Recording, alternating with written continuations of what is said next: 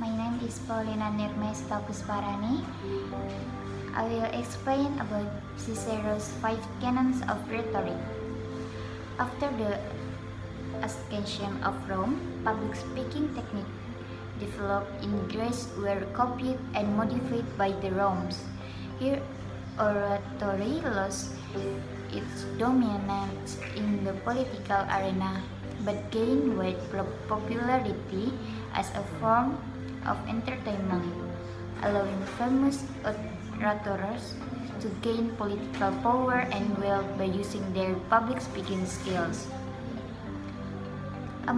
Among such people was Marcus Tullius Cicero, a lawyer, politician, philosopher, who gained fame as a Rome's greatest orator around 50 BC. Cicero wrote his treatise called The Orator, where he explained his 5 canons of rhetoric that are widely used by many public speakers up to this day. First, inventio.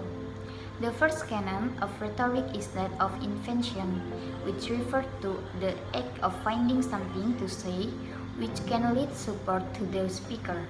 With effort, a good speaker can turn a weak argument stronger through effective preparation. Any good speech will refer to several resources which can be used to persuade an audience, most notably the following maxims: facts, statistics, testimony, example, narrative, and topics.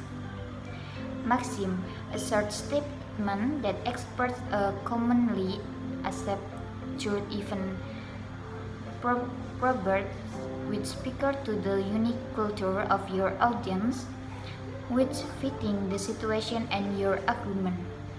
An example of this is a house defined against itself cannot stand. Facts, a condensed empirical claim that we can rely upon to be true. Considers scientific facts or even facts that we know come from everyday experience and that therefore are evidence of common sense. Statistics are different from facts in the sense that they are generally mathematical generalization that enable us to make predictions which can therefore be used to support our argument. Testimony is consistent or direct quote from individuals who can speak with authority on a subject. Consider the source of the testimony and whether it comes from an expert, a famous individual, or even an ordinary person. Each of these can provide emotional or an authoritative statement which can persuade your audience. For example, an ordinary person can derive from personal experience or facing war or human rights abuse. 2. Disposition. This is the process of arranging and structuring your argument for impact. Just like how you write an essay with a certain structure, your speech should also follow a key structure by following an introduction, body, and conclusion. Introduction, to state the purpose of the speech and establish credibility by allowing you to capture the audience's attention and to state the topic of speech and purpose. Statement of fact, to provide an overview of the situation. For example, current measures taken by member states to combat an issue. Division, by outlining what should following and specifically main points. Proof, presenting arguments and other supporting facts. Refutation, refuting or reviewing possible counter arguments. Conclusion, summarizing the main points and reinforcing any emotional appeal. Third, elocution, determining the style of or how to present your argument by using rhetorical technique, such as alliteration and metaphor. Consider tools to bring emphasis to certain ideas. Style is often considered ornamentation but allows provides emphasis on ideas to the fact.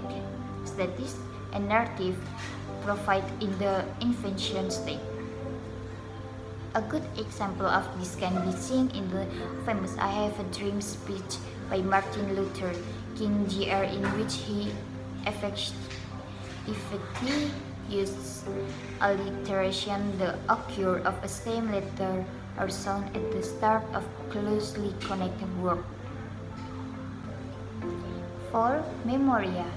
In the classical world, speakers had to memorize their speech before delivering it. Therefore, memory refers to the process of learning and memorizing, while it is often neglected, especially in Model UN conference where most speeches are generally a couple of minutes long. Memory is one of the most effective tools that can be used to focus on the audience. Memorizing key facts, quotes, and other phrases can provide a level of confidence to a speaker. Indeed, if we don't not accurately memorize a speech, it can result in the speaker feeling self-conscious and therefore awkward if the speech is written in haste. While it is difficult to memorize a speech is Model UN, we will look at delivery technique that will enable you to appear more confident with delivering a speech in the next article. And the last one, 5. Actio. Actio is the process of delivering your speech through gesture, the volume of your voice, pronunciation, and body language. I will personally argue that this is the most important of the 5 points of Canons. You can have the best fact, statistic, and linguistic device. However, if you fail to deliver them in a confident manner, then it can often be lost on your audience. The components of deliver are as always appearance, gesture, position, eye contact, articulation, pronunciation, dialect, pitch, volume, pause, and rate. We will also delve more into this in our next article. Conclusion. The concludes Cicero 5 Canon of Rhetoric can still be used to great effect today.